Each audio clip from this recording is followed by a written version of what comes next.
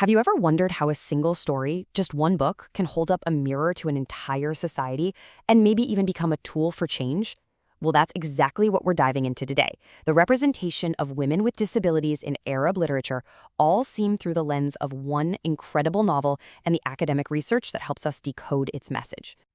So, just to be clear, everything we're about to discuss comes directly from a research paper that takes a deep dive into Shahira Al-Hasan's novel, Cochlea's Secrets.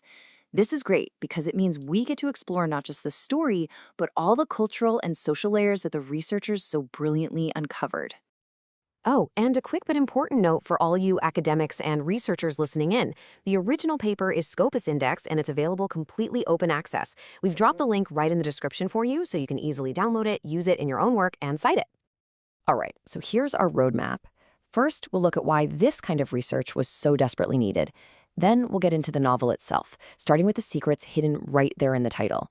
After that, we'll see the societal walls the characters face, follow their incredible journey to empowerment, and finally connect this fictional story back to some very real-world solutions. So let's start with the big question. Why is this study so important? Well, it's because it shines a light on a major blind spot in Arabic literature, bringing an experience that's often been marginalized right into the spotlight. Think about it. Arab fiction is filled with powerful, unforgettable female characters. But the paper points out something really interesting.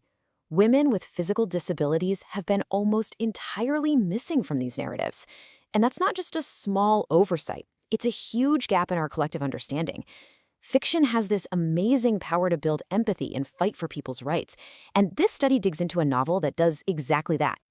Now, the researchers used a method that sounds a little technical. It's called a structural formative approach, but the idea behind it is actually pretty simple. It's just a way of looking past the plot to see how a character's inner life and their relationships are shaped by the world around them. It gives us a much, much deeper picture of their experience. Okay, now let's get into the novel itself, and this is where it gets really cool, because the analysis starts before you even turn the first page. It focuses on the powerful messages hidden in the title and the dedication. The title, Cochlea's Secrets, is just brilliant. I mean, seriously, biologically, the cochlea is that spiral part of your inner ear, essential for hearing.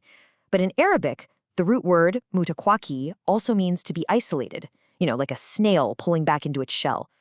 So the title itself is this perfect, compact metaphor for both the physical disability and the social isolation that comes with it. And this isn't just some abstract idea. It's woven right into the story. We see it in this incredibly moving scene from the protagonist's mother's diary. She uses a conch shell, a literal cochlea from the sea, to create this beautiful moment of connection with her daughter Hayat, just as she's losing her hearing. The author's intention is made even more clear right in the dedication, and you have to pay attention to the language here. The research paper points out that the author very deliberately avoids phrases like people with disabilities. Instead, she uses the empowering Arabic term, people of high determination. Right from the start, this frames the story not as one of pity, but as one of strength and resilience. And that resilience is absolutely essential because our protagonist, Hayat, is up against some massive barriers, both external and internal, built by her family and her society. I mean, just look at what she's facing. After her parents divorced and her mother's death, she deals with the emotional cruelty of a stepmother, nonstop pressure from her father to get married, and this constant nagging fear that her hearing impairment somehow makes her unworthy. Her freedom is limited, which just adds to that feeling of being trapped. And this quote just shows how personal and painful that cruelty can be. Hayat tries to hold on to a happy memory by using some small bells, trying to connect with sound. But her stepmother just shuts her down, saying a deaf person should not concern herself with such matters.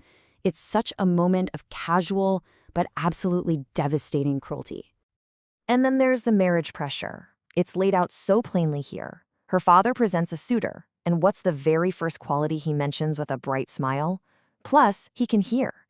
The message is painfully clear. Her disability is seen as a flaw that needs to be compensated for, and she should just be grateful for the offer. But this is not a story about being a victim. Far from it. So let's shift gears and look at the forces that help Hayat start to tear down these walls and discover her own power. One of the most beautiful ways the novel shows Hayat's internal shift is through color. At first, she literally hides herself in dark clothing. But after she's influenced by her friend, Nawar, she starts to wish for vibrant colors and accessories. It's this perfect visual metaphor for her going from wanting to be invisible to wanting to be seen and celebrated for who she is.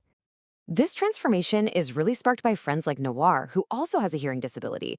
Noir gives Hayat this powerful new perspective, a counter-narrative to all the pity from society. Her advice is so direct and affirming. Your disability does not make you less. That's a huge turning point that helps Hayat rebuild her sense of self-worth. So you see, the key here is that empowerment isn't just one single event. It's a process. It's built on a foundation of her late mother's love, the independence she gains from her education, the inspiration she gets from friends like Noir, and finally, that inner journey toward accepting herself completely.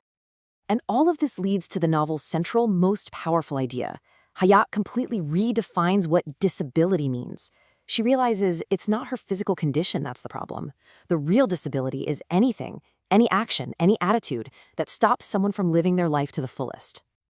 And this is where the paper does something so important. It takes this powerful fictional journey and connects it right back to our world, laying out some very real steps for making progress.